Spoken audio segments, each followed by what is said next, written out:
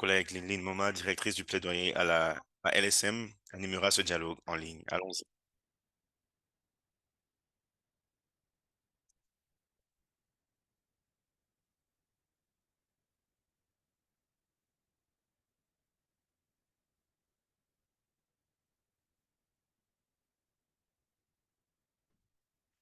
Joyeuse fête de Saint-François.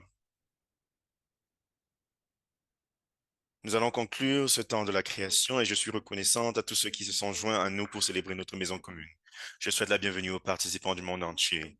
Je suis en Afrique du Sud, à l'heure actuelle où je vous parle, et je vous invite à partager votre position dans le chat et à nous faire part de vos questions et commentaires.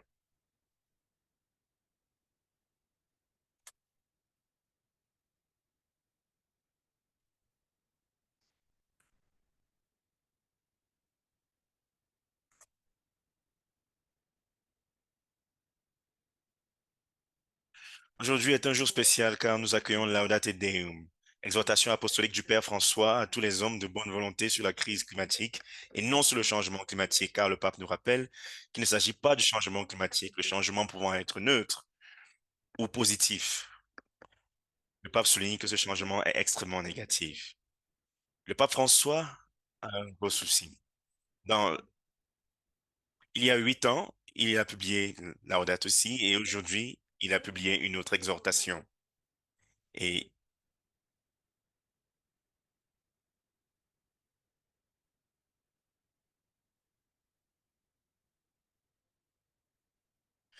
8 années se sont écoulées depuis que j'ai publié la lettre encyclique Laudato Si, voulant partager avec vous tous, frères et sœurs de notre planète éprouvée, mes profondes préoccupations concernant la sauvegarde de la maison commune.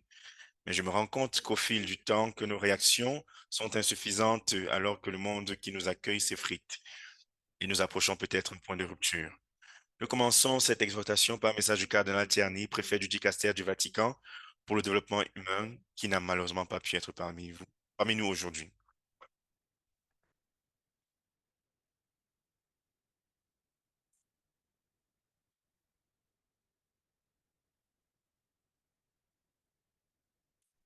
Le pape François a publié la nouvelle exhortation Laudate Deum. Et c'est un appel urgent qui nous appelle à joindre nos forces pour lutter contre la crise climatique. D'une part, le Laudate Deum ne répète ni ne remplace quoi que ce soit dans Laudato Si. Alors, quels sont les nouveaux développements survenus au cours des 8 années qui ont suivi la publication de Laudato Si? Tout d'abord, le Laudate Deum est axé de manière très claire et très nette sur la crise climatique. Il n'aborde pas de nombreux autres sujets connexes tels que la biodiversité, la pollution, l'eau et leurs implications sociales. Cela ne veut pas dire qu'ils ne sont pas importants, mais cette exhortation n'en parle pas du tout. Le pape François est extrêmement préoccupé par l'urgence de la crise climatique et par le fait que tous les indicateurs scientifiques se sont sérieusement détériorés au cours des 8 dernières années. C'est pourquoi le premier chapitre est une plongée en profondeur sans précédent sur les dernières découvertes scientifiques autour du climat et sur la solide consensus scientifique sur le rôle que jouent malheureusement les êtres humains dans la provocation de cette grande crise. Laudate Deum est fortement axée sur le drame des pauvres de l'humanité, sur les drames de l'humanité et les pauvres tentatives de résolution de la crise climatique, principalement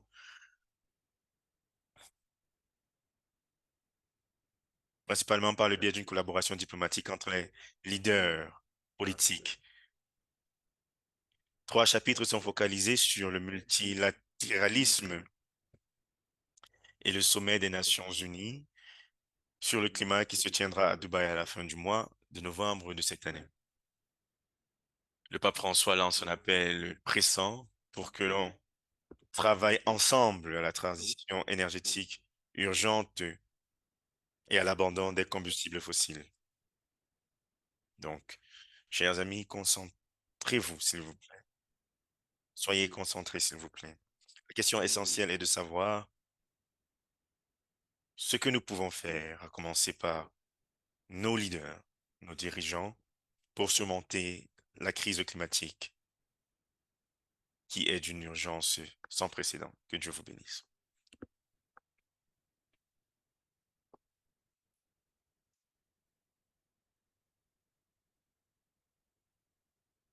Nous remercions le cardinal Tierney pour cette ouverture et ce contexte. Aujourd'hui, nous avons l'honneur d'être rejoints par d'éminentes personnalités de la lutte mondiale contre la crise climatique pour parler de Laudate Deum. Ces représentants de différentes parties du monde partageront avec nous des messages vidéo et nous offriront des points de vue et des perspectives précieuses.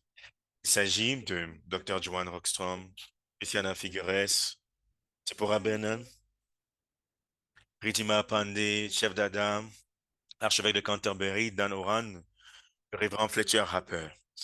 Restez à l'écoute pour leur contribution. Le premier chapitre de Laudato Deum est une vue d'ensemble très détaillée de la science du climat, qui inclut des citations sans précédent ou historiques du GIEC.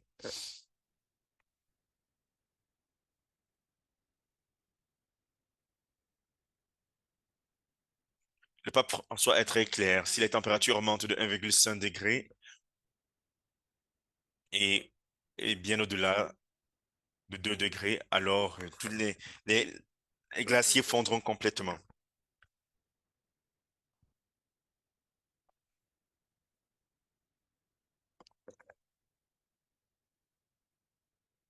Le pape François, le pape François a pris soin de citer le GIEC, ce qu'il n'a pas fait dans la date aussi. Et je vais maintenant inviter le docteur Rockstrom. Docteur Rockstrom, pourquoi est-ce que le pape François est-il si inquiet à l'idée de franchir le seuil de 1,5 degré Celsius? Merci beaucoup. C'est un honneur d'être ici pour le lancement de Laudate Deum. Je commencerai par dire que la conclusion du pape François, selon laquelle nous avons la crise climatique, est appuyée par la science. Et la conclusion du pape François disant que nous n'avons pas fait de progrès est également basée sur la science. Et pour ce qui concerne le, le seuil de 1,5 degré, pour comprendre cela, nous devons comprendre que dans l'histoire de l'humanité, dans l'histoire de la civilisation humaine, nous n'avons jamais dépassé 14 degrés Celsius avec un écart de 0,5. Donc, nous avons navigué dans une plage de 0,5 degrés, plus et moins 0,5 degrés Celsius. Et donc, les plus 1,5 degrés Celsius aujourd'hui sont à 2 degrés supérieurs de ce que nous avons eu jusqu'ici. Et c'est pourquoi une preuve scientifique, c'est une preuve scientifique que nous devons examiner de très près. Et pour répondre à votre question, c'est malheureusement ce seuil de 1,5 degré est pris comme une cible, comme un objectif. Mais pour être clair, le 1,5 degré, 2,5 degrés, mis en avant par le GEC, c'est juste pour signaler l'urgence. Nous avons un système biophysique qui régit le climat et cinq, et 5 points, pardon, 5 points du système biophysique sont.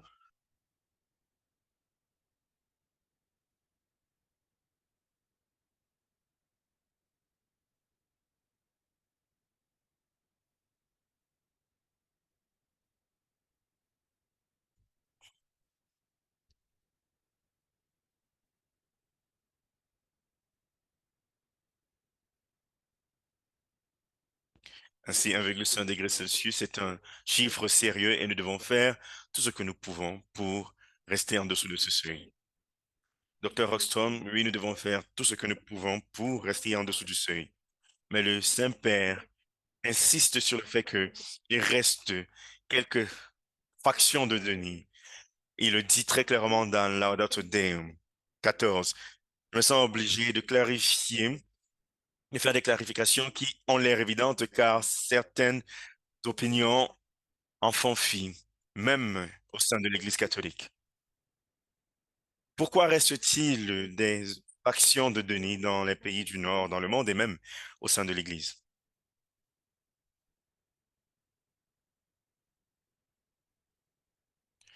Tout comme le pape François, mes collègues et moi faisons face au Denis tout le temps, même si le pape François dit que c'est quelque chose de marginal. Mais perso- personnellement, je ne pense pas que nous devons nous préoccuper de cela, car les preuves scientifiques sont légion et nous avons plusieurs raisons de croire au changement climatique et à la crise climatique. Mais j'aimerais également vous dire que dans la société, il y a toujours des gens qui remettent en question les faits et la vérité. Nous avons ceux qui remettent en question les vaccins. Nous avons ceux qui sont contre toute forme de recherche scientifique. Nous sommes ceux qui sont en faveur de la xénophobie, ceux qui sont anti-immigration. Nous avons toujours une partie de la société qui remet en question les bases de la vérité, de la dignité et même de l'orientation et même de la démocratie. Je ne pense pas que nous ayons assez de temps pour accorder à ces positions extraordinaires et marginales de la société. Je suis prêt à interagir avec elles, mais nous devons avancer avec les faits scientifiques que nous avons. Et mon hypothèse, c'est que une raison au déni climatique, c'est que une raison du déni climatique, selon moi, c'est que nous sommes sur le point de gagner. Cela signifie que c'est la transition vers une humanité durable est en train d'arriver. Nous sommes, nous sommes au début de la fin d'une économie basée sur les combustibles fossiles. La transition vers le futur est en cours.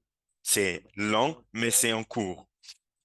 On ne peut pas faire marche arrière et bien évidemment, l'histoire nous enseigne que l'une des raisons pour laquelle nous avons des réactions opposantes de ceux qui profitent du statu quo est évidente. Donc, nous ne sommes pas surpris de voir autant de déni, un degré de déni assez important, car la transition prend de plus en plus d'ampleur. Donc, nous devons prendre ce bruit autour du déni climatique, non pas comme une menace, mais utiliser cela comme un signe que nous devons lever le pas, que nous devons plutôt augmenter la cadence pour l'avenir de l'humanité. Merci, docteur Joanne. Bien évidemment, nous n'avons pas le temps de nous attarder sur tout cela et nous devons nous focaliser l'avenir, sur l'avenir durable. J'aimerais partager un message vidéo de Christina Figueres c'est l'ancienne responsable des Nations Unies pour le climat et elle a été l'architecte de l'accord de Paris de 2015. Christina. Salut les amis, je suis Christina Figueres et je suis très heureuse de la nouvelle exhortation du pape François, Laudate Deum, dans laquelle il nous rappelle notre responsabilité d'u- d'utiliser les trois langues humaines qu'il a identifiées pour nous. Il s'agit de la tête, du cœur et des mains pour protéger la nature et les personnes les plus vulnérables de notre société, afin de nous régénérer et de veiller à ce que nous soyons de bons intendants de notre planète pour le bien-être de tous les habitants de la planète, mais particulièrement pour le bien-être de toutes les générations présentes et à venir.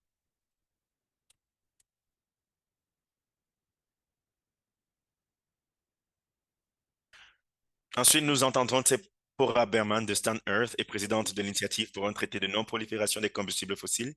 Elle nous parlera du multilatéralisme et de la conférence des parties.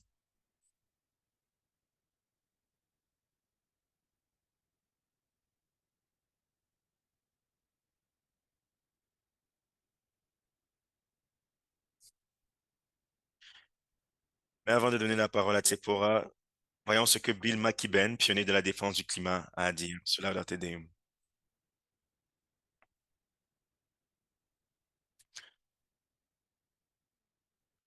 Je suis Bill McKibben. La publication de Laudato Si a été un des points de repère les plus importants dans la lutte contre le changement climatique, une lutte à laquelle je participe depuis le début.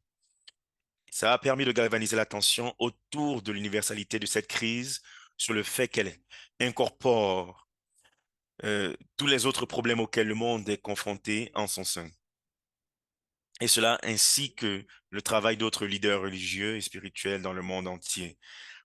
C'est peut-être la meilleure chance que nous ayons de mettre la main, mettre le doigt sur les choses. Oui, les ingénieurs font leur travail, les scientifiques font leur travail, mais il est grand temps que le cœur humain fasse son travail. Et c'est pourquoi nous avons tant besoin de ce leadership.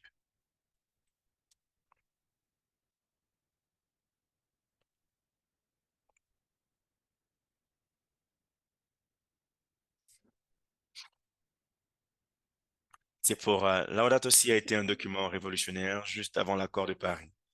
Étant donné que Laudato Deum arrive à nouveau juste avant la COP28, quelle est l'importance de la COP28 dans les efforts de lutte contre la crise climatique? Le pape François dit que nous devons, nous pouvons espérer que la COP28 permette l'accélération de la transition.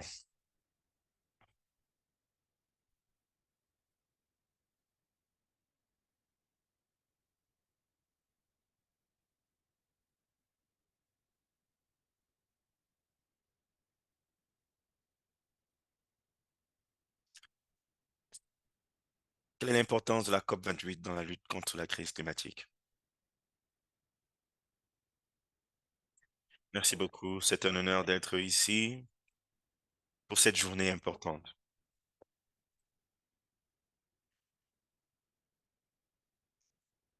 Ce qui est intéressant dans le message du pape François et dans la COP28, c'est que nous voyons un changement dans ce qui se passe autour de la lutte contre le changement climatique. Nous avons eu 27 COP qui n'ont pas parlé de combustibles fossiles. Cette industrie a réussi à rendre leurs produits invisibles. L'accord de Paris ne parle même pas des combustibles fossiles.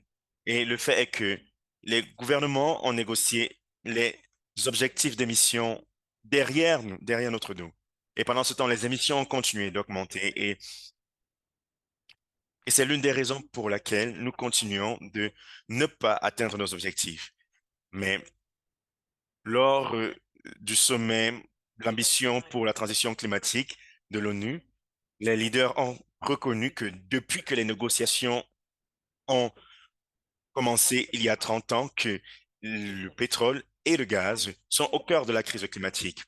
Et aujourd'hui, le pape François souligne que les compagnies pétrolières ont des projets en cours et il a parlé de l'influence de l'industrie des combustibles fossiles et c'est une menace sérieuse.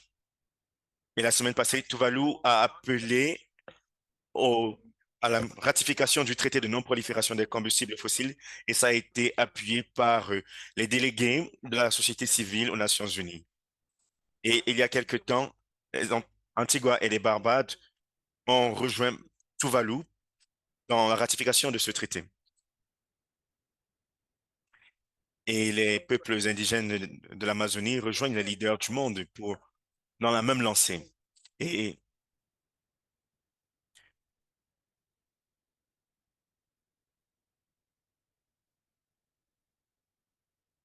Et cela touche au fait que plusieurs pays sont hypocrites et ne veulent pas toucher mais au cœur même de la crise, alors que nous savons que nous devons arrêter l'expansion de l'exploration des combustibles fossiles. Et nous voyons un changement dans la manière dont on parle de ce sujet. Et c'est crucial pour la COP28. Et je crois que la COP28 sera l'une des rencontres les plus significatives car plusieurs nations vont se réunir pour parler, pour trouver un accord viable autour des combustibles fossiles et pour la transition. Et dans le processus de la COP28, il y a des moyens nous allons essayer de trouver des moyens d'aligner la production actuelle de COP28 avec un engagement clair d'arrêter l'exploration des combustibles fossiles afin d'avoir le monde que nous voulons, un monde sain. Et, peu imp- et bien au-delà des négociations pendant la COP 28, nous, bien au-delà des négociations de la COP 28, le plus important, c'est que nous nous focalisions tous sur, sur l'arrêt des projets de combustibles fossiles. Et nous avons près de 110% de projets qui sont de projets futurs comparés aux projets actuels autour des combustibles fossiles et nous devons nous devons en parler davantage et je crois que cela va changer les choses.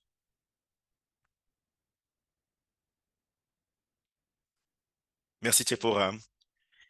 Et dans le paragraphe 15 de Laudato Deum, le pape François dit, les combustibles fossiles fournissent 80% de l'énergie du monde et cela continue d'augmenter à l'heure actuelle. Les compagnies pétrolières, comme vous l'avez dit, ont des projets en cours de planification et visent à augmenter leur production. Le pape François est très clair dans la Laudate Deum 55. Il dit la transition nécessaire vers les sources d'énergie propres telles que l'éolienne et le solaire et l'abandon des combustibles fossiles est nécessaire. Sont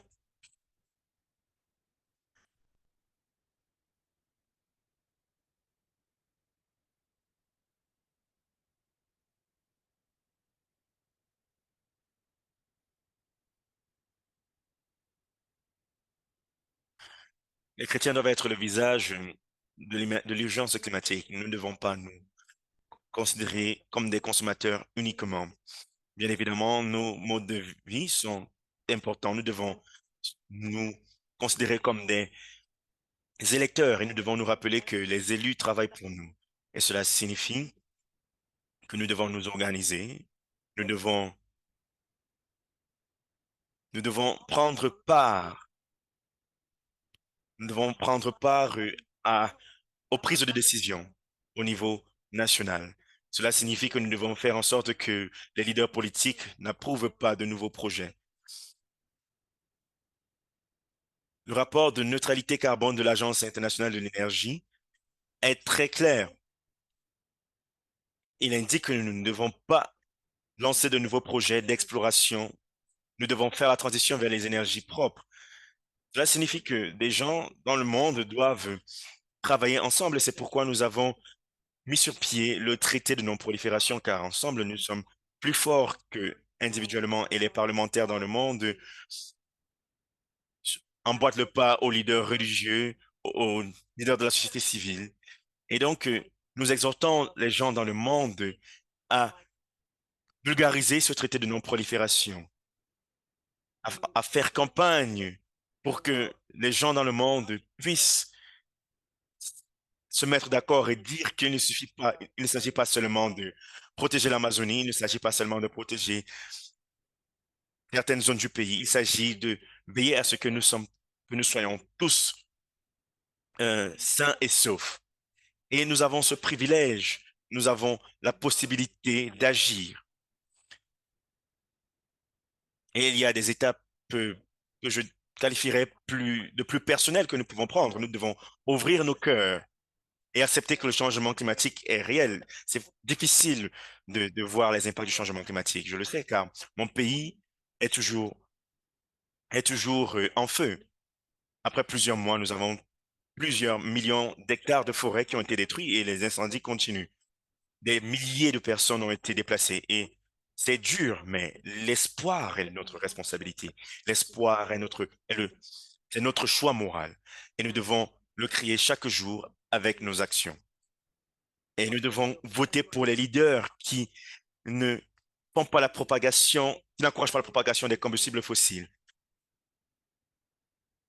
Et vous devez montrer à vos élus que vous les soutiendrez lorsqu'ils prendront le choix difficile d'éliminer les combustibles fossiles. Merci beaucoup. Vous avez parlé de nous focaliser sur nos cœurs. Et les Écritures nous disent que là où se trouve notre trésor, se trouve notre cœur. Et nous appelons tout le monde à examiner la position de votre cœur. Si vous avez de l'argent investi dans l'industrie du combustible fossile, je vous invite à à désinvestir des combustibles fossiles. Merci beaucoup, Tsipora. L'année dernière, le pape François a été présenté dans le film La Lettre, qui était un documentaire incroyable sur Laudato Si. Et je vous encourage tous à regarder ce documentaire et à agir en fonction des idées qu'il contient. Aujourd'hui, nous avons la chance d'être rejoints par Ridhima Pandey, qui nous vient de l'Inde. C'est l'une des protagonistes du film La Lettre. Ridhima, merci beaucoup. Vous êtes engagé dans l'activisme depuis l'âge de 9 ans. Vous avez pris part à une action en justice contre le gouvernement indien pour son inaction climatique ainsi qu'à une initiative plus large visant de nombreuses autres grandes nations à l'ONU. Alors, compte tenu de votre activisme climatique en Inde et des fréquentes déceptions de la COP, comme Tsipora l'a dit plus tôt, il n'y a, il n'y avait jamais eu de débat autour des combustibles fossiles. Et le pape François dit dans Laudato Deum 13 que malheureusement la crise climatique n'est pas quelque chose qui intéresse les puissances économiques, qui se préoccupent davantage des profits. Et sachant cela, comment, sachant cela, que pensez-vous de Laudato Deum? Merci beaucoup de me recevoir ici. J'ai beaucoup été inspiré par Laudato Si et en fait partie du film La Lettre et faisant partie étant présente ici aujourd'hui, cela signifie beaucoup pour moi en tant qu'activiste.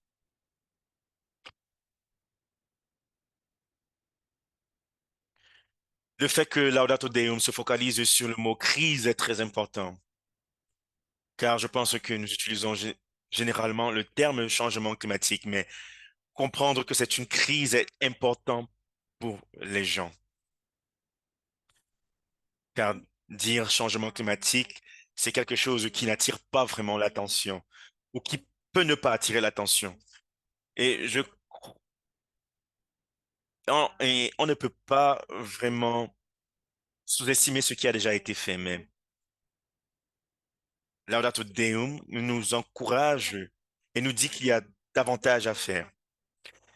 Et je crois que ce soit dans Laudato Si ou dans Laudato Deum, il y a cette inspiration pour tous ceux qui veulent agir.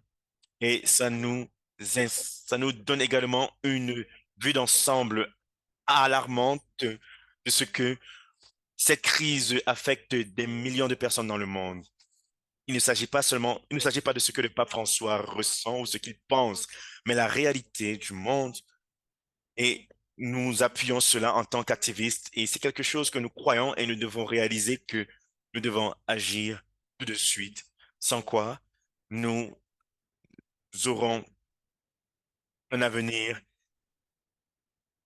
invivable pour l'humanité. Donc, je pense qu'il est important que nous commencions à agir et à respecter la diversité, la biodiversité et à respecter la planète. Merci beaucoup, Ridhima. Après avoir rencontré le Saint-Père et pris acte de son appel à l'unité confessionnelle et compte tenu des risques climatiques imminents, quels sont vos espoirs et vos projets après avoir reçu Laudato Deum aujourd'hui? J'aimerais citer ce que le pape François dit au sujet de la société civile et de l'activisme, car il nous appelle à être des activistes.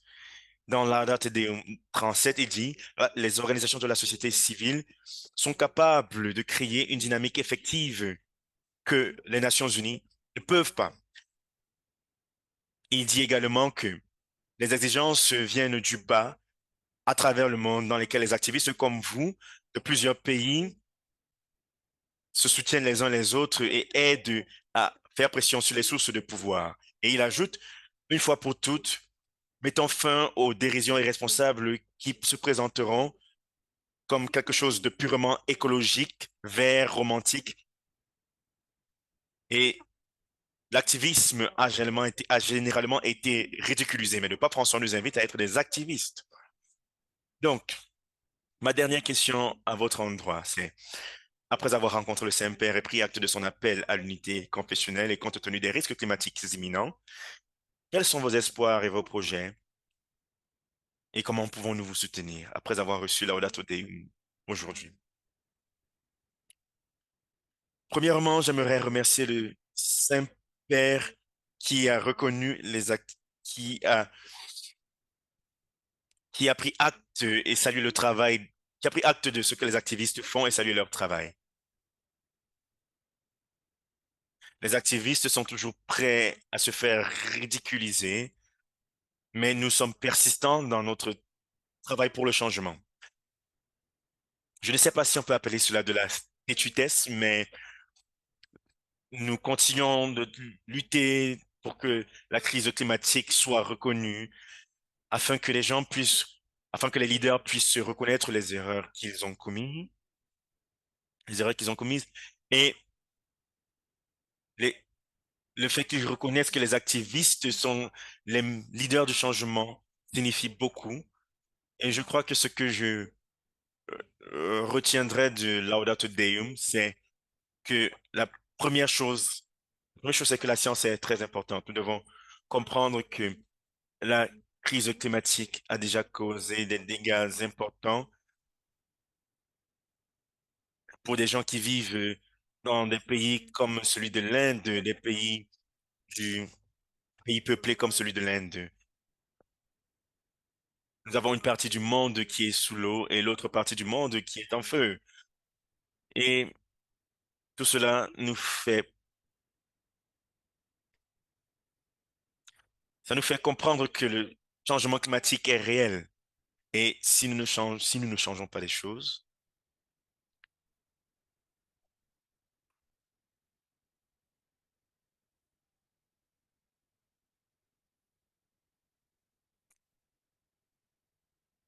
je pense que nous avons perdu Ridima. Ridima, nous sommes reconnaissants. Nous vous remercions pour votre activisme. J'ai observé de près votre parcours et je suis reconnaissante de tout ce que vous faites. Au LSM, nous sommes ravis de collaborer avec différents groupes confessionnels pour lutter contre la crise climatique. Voici ce qu'en dit le révérend Fletcher Harper de Green Faith. Je suis Fletcher Harper, membre de Green Faith, organisation internationale, organisation multiconfessionnelle pour la justice climatique. Il y a 7 ans, lorsque le pape François a publié Laudato Si, il a contribué à créer la morale, l'élan culturel qui a abouti à l'accord de Paris sur le climat. Aujourd'hui, des années plus tard, la situation reste urgente. Les effets du climat se font le plus sentir par ceux qui n'ont pas créé le problème et qui subissent les pires effets. C'est pourquoi ce nouveau document du pape François est si important. Le besoin est clair. L'arrêt immédiat de l'utilisation de nouveaux combustibles fossiles, une élimination progressive et équitable de la production existante, des engagements substantiels pour ajuster la transition pour les travailleurs touchés et les communautés, des paiements effectués par les pollueurs historiques du climat, à la perte et les dommages subis par les nations vulnérables au climat. Le besoin est clair, la logique morale est indiscutable. Là encore, le pape François a apporté une contribution importante. Nous appelons tous à mettre nos convictions en action pour la Terre.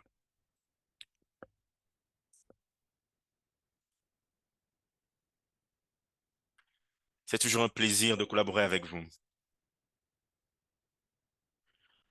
Ensuite, nous aurons le frère Dan Oran, frère franciscain et professeur de philosophie et de théologie au Saint Mary's College aux États-Unis. Merci Dan d'être avec nous.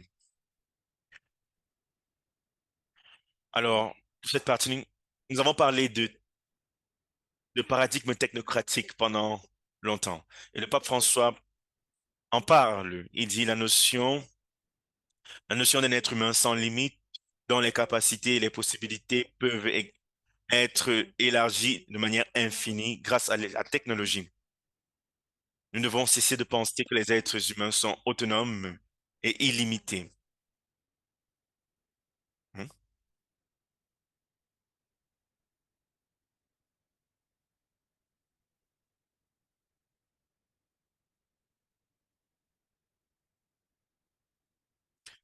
Bonne fête de Saint-François à tous nos amis et à tous nos frères et sœurs dans le monde. J'ai lu un commentaire du,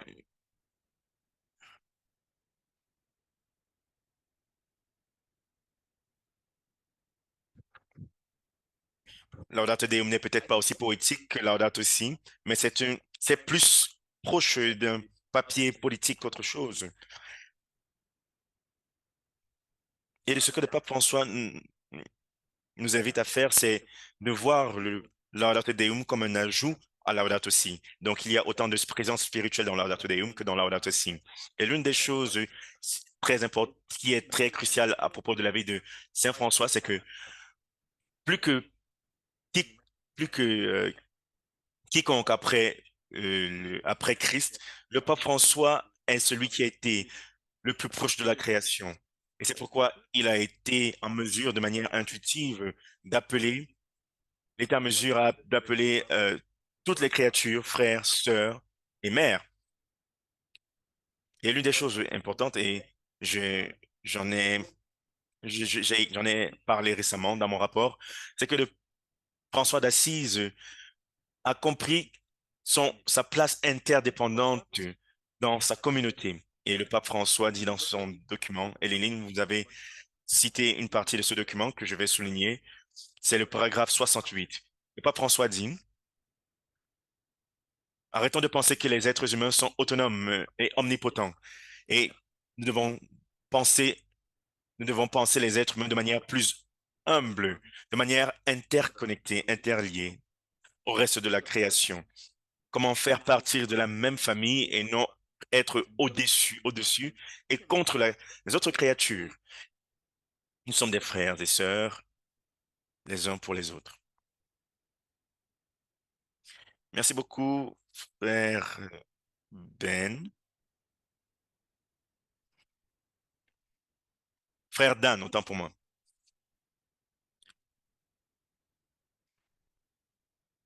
Le pape François, dans l'Auto dit, je ne peux pas manquer de rappeler aux fidèles catholiques euh, les motivations qui naissent de leur foi. Et il dit, le monde chante un amour infini. Comment pouvons-nous manquer de le protéger? Et cela parle d'une spiritualité profonde. Et à l'heure actuelle, nous ne pouvons pas chanter une chanson d'amour au monde.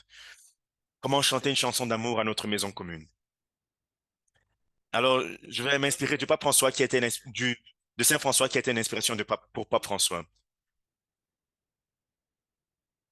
Dans le Cantique des créatures, François d'Assise reconnaît tous les aspects de cette famille de la création qui chante les louanges de Dieu. Le soleil qui se lève et chante la gloire, et le- la lune qui assiste notre mère, la terre. Et une des choses qu'il dit, c'est que les êtres humains,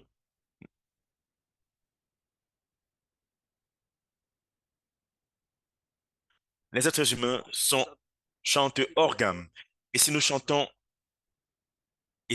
mais si nous chantons juste, comme toutes les autres créatures qui connaissent la note juste,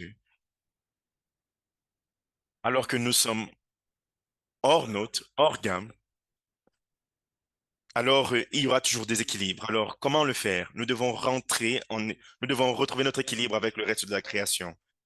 Nous devons écouter la création et nous devons écouter ce que le Saint-Père nous dit. Il ne s'agit pas que de nous. La dignité humaine est importante, mais il dit dans le paragraphe 67 que nous devons reconnaître que la vie humaine est de manière intrinsèquement liée avec les autres créatures. Nous devons retrouver notre équilibre et ce n'est que à ce moment que nous pourrons chanter ce chant d'amour. Bien évidemment, merci frère Dan. Nous venons de clôturer le temps de la création, même si c'est un parcours continu.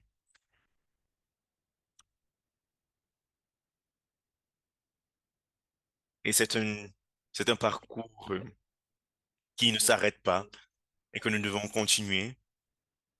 Et maintenant, je vais maintenant présenter Justin Welby, archevêque de Canterbury et chef de l'Église anglicane dans le monde.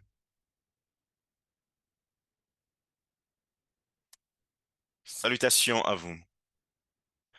Fin septembre, à l'Assemblée générale des Nations unies, le secrétaire général a parlé d'un monde qui est en proie à des obstacles, à de grandes fractures, à la crise climatique, aux guerres qui découlent de la crise climatique et qui contribuent à la crise climatique, à la souffrance et à la pauvreté. Laudate Deum arrive à un moment où l'humanité tout entière est confrontée à un problème unique. Comme dans l'Ancien Testament, dans le livre du Deutéronome, Dieu nous propose un choix et il nous dit, choisissez la vie. Laudate Deum, choisis la vie. C'est une parole des églises au peuple de Dieu dans le monde entier et à tout être humain, de la bouche du pape, appelant à une humanité unie, qui servira notre création souffrante et qui guérira les blessures de notre monde. Et pour une église qui parlera d'espoir, de transformation et d'avenir.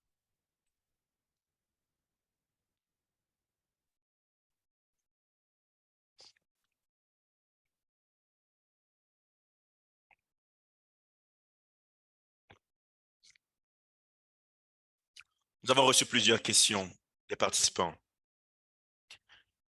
Les participants demandent, les participants demandent ce qu'est le traité de non-prolifération des combustibles fossiles. Le traité de non-prolifération, c'est une proposition de collaboration internationale et de mécanismes de gouvernement collaboratif pour stopper la production des combustibles fossiles qui cadre avec nos objectifs climatiques. C'est un outil dont nous avons besoin pour réaliser les objectifs de l'accord de Paris. Et il a trois piliers. Premièrement, nous devons gérer les stocks. Donc, nous devons nous mettre d'accord pour arrêter l'expansion. Le deuxième pilier, c'est la gestion de la diminution. Nous devons nous mettre d'accord sur qui peut produire les combustibles fossiles et à quel degré. Et le troisième pilier, c'est celui de la transition juste à l'échelle mondiale. Comment veiller à ce que nous puissions, à ce qu'ils puissent,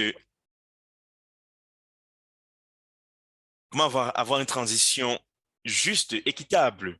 Et car il y a des pays à l'heure actuelle, dans le sud, en Équateur, qui sont en train d'explorer de nouvelles sources de pétrole juste pour payer la dette. Donc, nous avons besoin d'une nouvelle forme de coopération afin que la transition juste puisse, ne puisse pas apporter un problème plus grand.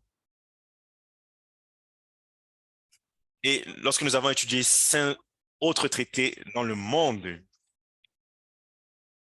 lorsque ces traités sont ratifiés, les progrès peuvent avoir lieu en 2 ans.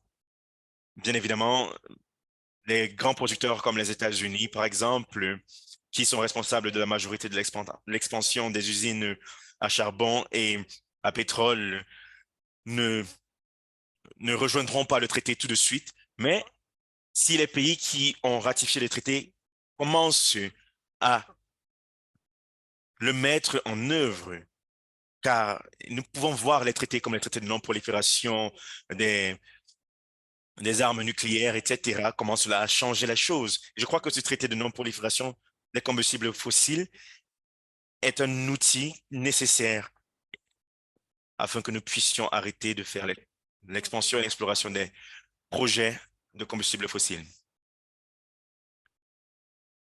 Et plusieurs personnes ont déjà signé ce traité. Nous avons une partie de l'Église catholique, une partie de l'Amérique latine. Docteur Johan, je vais revenir vers vous. Vous avez dit que nous devons ignorer ces personnes qui ne croient pas au changement climatique. Et il y a une question qui demande comment impliquer ceux qui sont dans le déni. S'agit-il de faire plus de sensibilisation?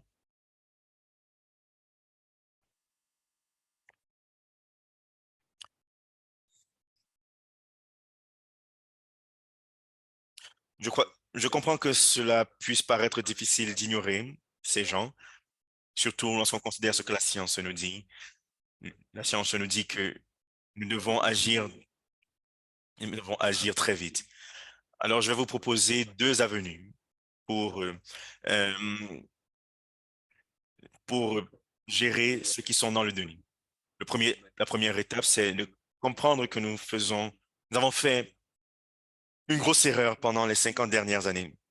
Nous avons, nous avons, nous avons parlé des problèmes climatiques dans la communauté scientifique et dans la communauté climatique. Nous avons reconnu que c'est un problème. Nous devons le sensibiliser à ce problème et nous devons avoir la volonté de le résoudre. Donc, il y a eu plusieurs niveaux de sacrifice pour gérer la dichotomie entre développement humain, développement social et développement environnemental. Aujourd'hui, nous savons que nous ne faisons pas face à un problème environnemental. Nous faisons face à des problèmes de dignité humaine, des problèmes de bien-être humain, de sécurité, de santé, de paix et de stabilité économique. Et donc, la crise climatique n'est pas une crise environnementale, c'est une crise existentielle pour la société. Et c'est l'un des plus gros échecs que nous ayons. Nous avons, par exemple, nous avons des données scientifiques qui nous montrent que nous avons 2 milliards de personnes qui ont dépassé le seuil de santé qui mettent leur vie en danger. Et ceci ne concerne que les niveaux de température. Et cela cause des problèmes d'instabilité, de migration. Et cela a et vous- et il y a une corrélation forte avec ceux qui sont dans le déni. Mais si nous voulons arrêter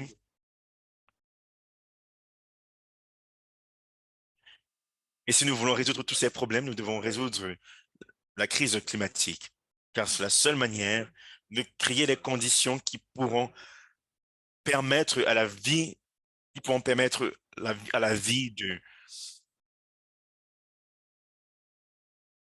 prévaloir partout dans le monde.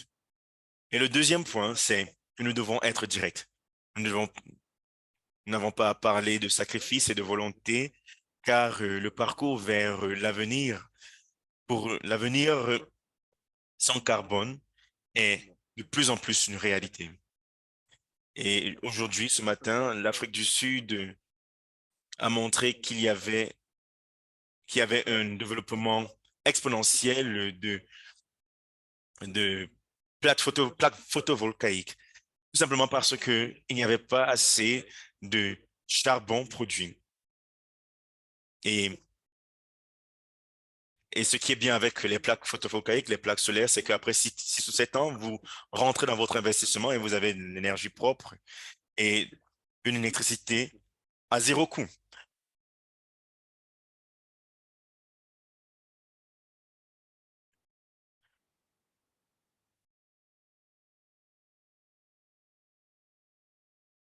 Je ne pense pas que faire face aux personnes qui sont dans le déni porte beaucoup de fruits si on le fait seulement avec des données scientifiques, car l'histoire nous l'a montré. Merci beaucoup. Oui, ici en Afrique du Sud, on a la preuve que le charbon n'est pas la réponse. Ridima, il y a une question qui dit, le pape François soutient les groupes environnementaux qui ont été radicalisés. Est-ce qu'il est temps pour la désobéissance civile? Et pour ce qui concerne l'activisme des jeunes, comment est-ce que nous pouvons le soutenir?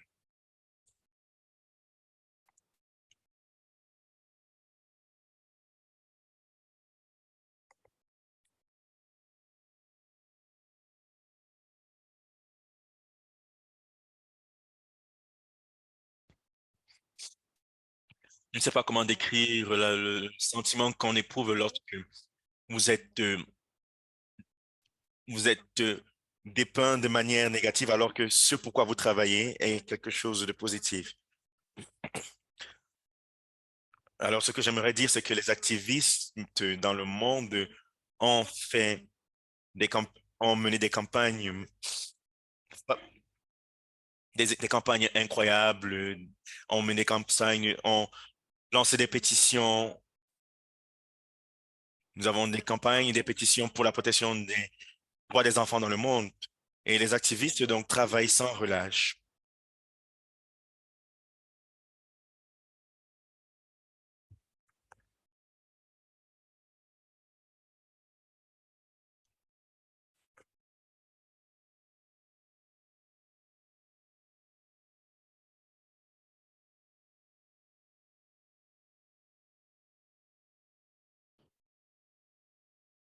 Mais, car nous savons que à l'heure actuelle, nous sommes en train de souffrir et il est possible que nous mourions à cause de la crise climatique dans les années à venir. Donc, soutenir les actions des jeunes est très important et comprendre également que se réunir pour agir est ce qui peut nous donner, ce qui peut nous amener à un point où nous allons pouvoir voir le changement. Et,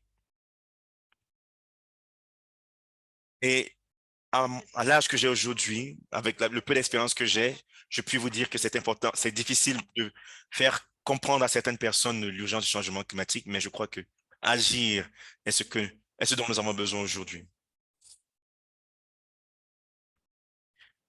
Merci de nous avoir dit que, de nous avoir fait comprendre que il ne s'agit pas de radicalisation, mais du droit à la vie.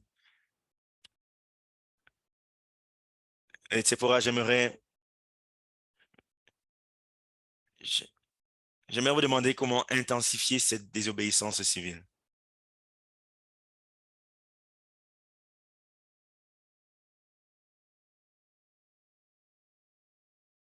Il arrive dans l'histoire que nos gouvernements n'agissent pas dans l'intérêt public. Et la désobéissance civile est cruciale dans ce genre de cas pour préserver les droits humains et les droits civils et pour veiller à ce que les gouvernements ne tournent pas leur regard sur l'urgence climatique. Et pour plusieurs personnes dans le monde, la désobéissance civile n'est pas une option, car leur vie est menacée. Et pour certaines personnes, c'est une option. Et c'est une option qui est importante. C'est une option qu'il faut exercer si on le peut. Et, et nous devons prendre des actions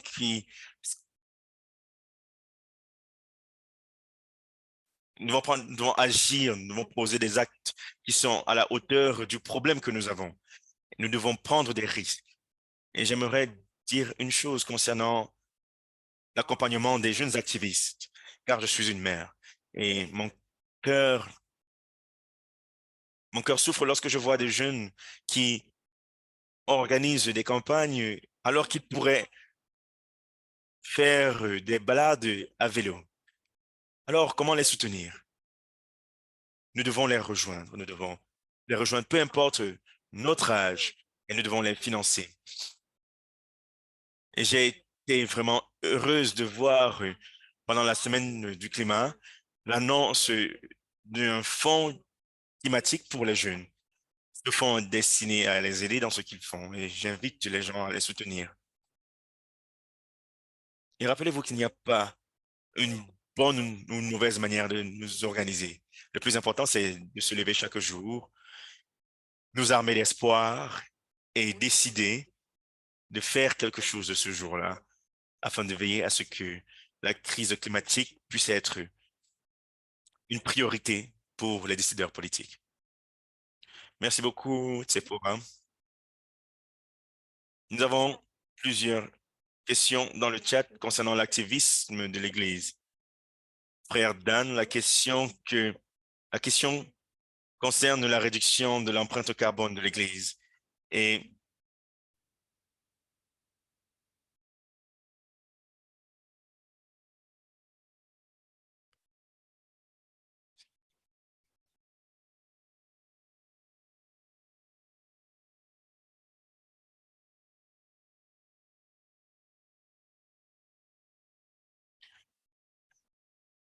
ce sont des questions importantes qui ne trouvent pas forcément de questions.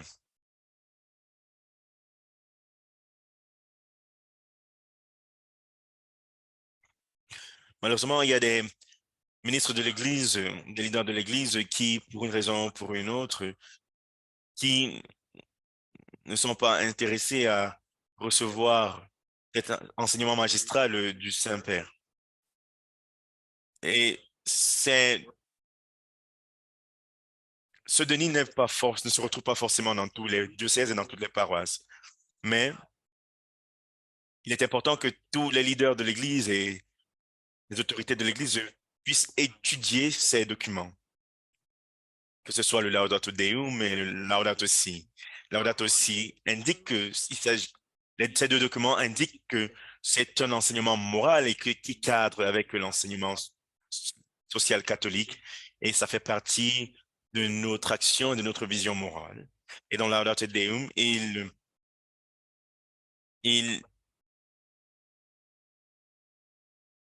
et dans Laudato Deum, il insiste sur le fait que c'est un, c'est un annexe, un ajout à Laudato Si. Et j'encourage tous ceux qui prennent part à cette discussion aujourd'hui à utiliser ce texte et à encourager les communautés religieuses et à faire de même. Et je crois que la question sur la réduction de l'empreinte carbone de l'Église est importante et c'est pourquoi dans cet esprit d'ecclésiologie, nous devons nous rappeler deux choses. Premièrement, l'Église universelle n'est pas une corporation hiérarchique. Nous ne sommes pas en monarchie. Nous ne sommes pas une monarchie dans laquelle le pape dit aux cardinaux, qui dit aux prêtres ce qu'ils doivent faire. Mais nous vivons en communion. Et chaque coin de l'Église et chaque communauté religieuse et chaque paroisse doivent se poser la question dans ce même esprit de savoir ce que nous pouvons faire pour avoir un impact. Par exemple, dans la plateforme d'action Laudato aussi, elle appelle à une écologie, à une économie écologique. Nous devons nous demander ce que nous devons faire au niveau local. Comme le Saint-Père dit dans Laudato Deum, vers la fin, il dit que tous les coups de main sont importants. Et nous devons inculquer le même principe dans l'Église. Merci beaucoup, frère Dan. L'une des solutions, c'est la capture de carbone. Et le pape François est très clair à ce sujet dans Laudato Deum. Docteur Rockstrom, j'aimerais vous inviter à clarifier, à- j'aimerais vous inviter à parler de cela. C'est une question importante, bien évidemment, car ce n'est pas blanc ou noir. Si on se penche sur le gouvernement, le groupe intergouvernemental sur l'évolution du climat, il y a plusieurs scénarios présentés. Nous avons le scénario C1, c'est le scénario qui a été adopté. C'est le scénario qui est le plus présenté et qui conclut que, qui conclut que la porte est fermée pour le scénario C1. Il est trop tard. Les émissions sont le niveau d'émission est trop élevé et ce n'est pas faisable. Donc, la seule solution qui nous reste, c'est le scénario C2. Et ce sont les scénarios qui, et ce sont les scénarios qui vont au-delà du seuil de 1,5 degré.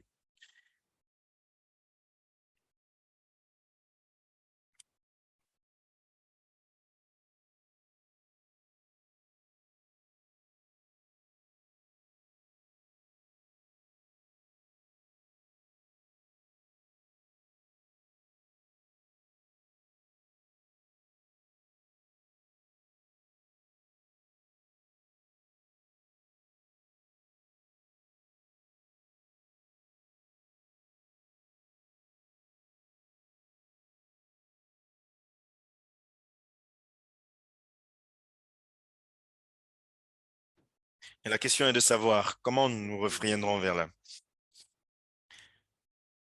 Alors, premièrement, nous devons cesser d'émettre des gaz à effet de serre. En deuxième point, nous devons protéger la nature.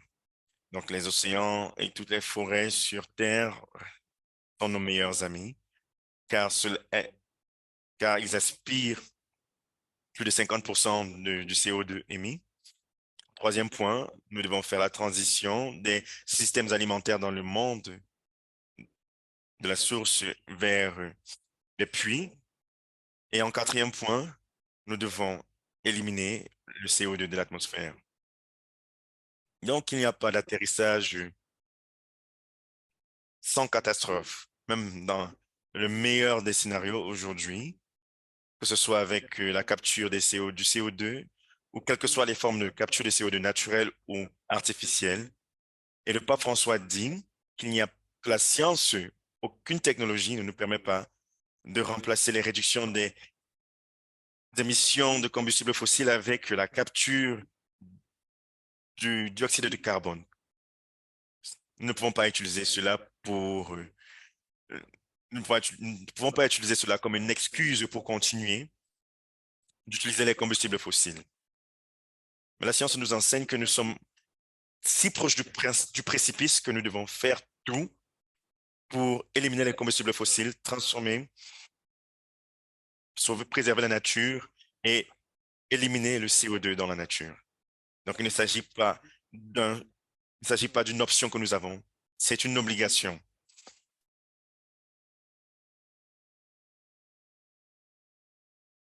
Et cette transition doit être menée de manière à ce que nous ne puissions pas avoir des effets indésirables. Merci, Dr. Oxon, pour, ce, pour cette réponse.